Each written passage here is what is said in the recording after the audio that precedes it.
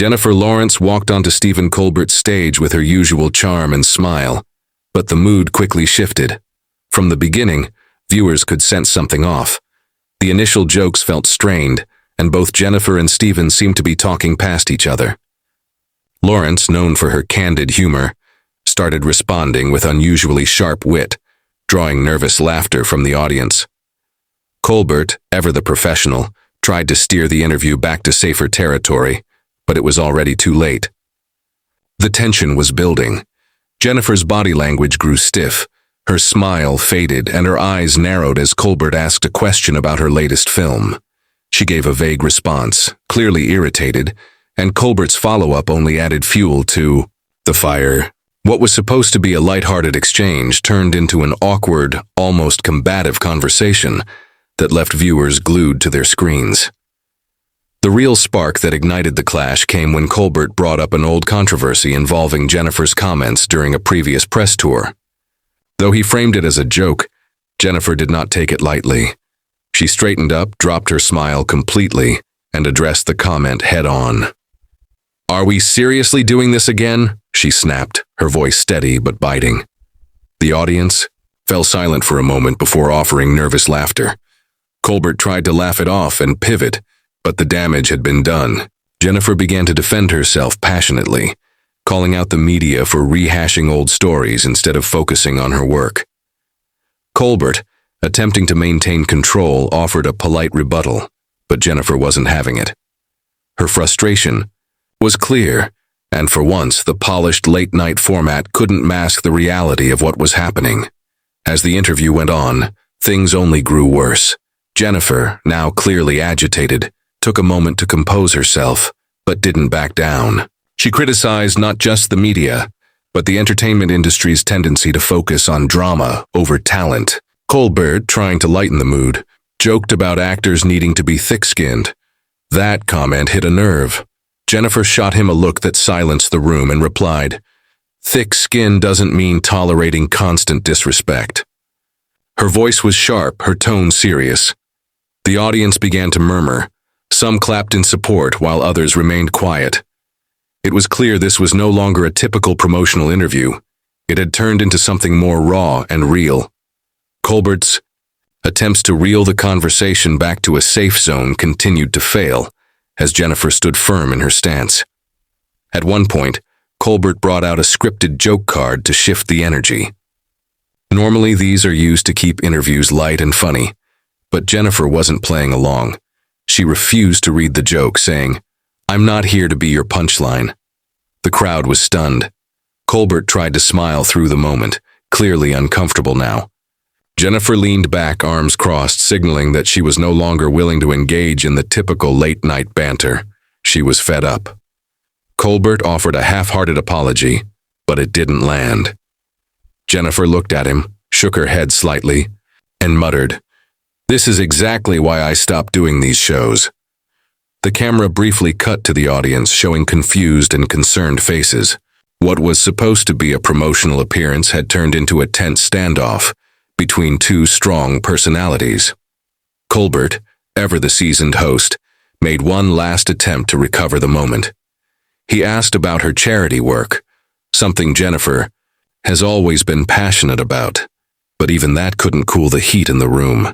Jennifer gave a short, clipped answer, and then turned the conversation back to how female actors are constantly scrutinized in ways their male counterparts aren't. She spoke directly to the audience now, bypassing Colbert entirely. "If you think I'm overreacting," she said, "maybe ask why men aren't questioned this way." Her words rang with power, and for the first time that evening, the audience responded with full applause. Colbert looked visibly uncomfortable. He nodded, tried to acknowledge her point, but the moment had passed. Jennifer had taken control of the narrative, and there was no reining it back in. Then came the final straw. Colbert attempted to close the interview with a typical light-hearted segment, perhaps a game or a humorous rapid-fire question round. But Jennifer stood up before he could even finish the setup. She said, "I think we're done here," loud. Enough for everyone to hear. The room fell silent. Colbert looked stunned, unsure whether it was a joke or real. But Jennifer didn't wait for confirmation. She thanked the audience, waved, and walked off stage with her head held high. The cameras followed her briefly, capturing the moment as she exited. Colbert, now alone at his desk, tried to laugh it off, but his awkward chuckle did little to hide the shock. The show quickly cut to a commercial break, and just like that, one of the most dramatic moments in recent late-night history had unfolded. Live social media exploded within minutes. Clips of Jennifer storming off the stage went viral. Hashtags like Jennifer Lawrence and Colbert Clash began trending. Fans were divided. Some praised Jennifer for standing up for herself, while others felt she had overreacted. News outlets scrambled to report the story, each adding their own spin. Interviews with audience members surfaced, many of whom confirmed the tension in the room was palpable. Colbert's team released a short statement saying they respected Jennifer's decision and hoped to have her back in the future.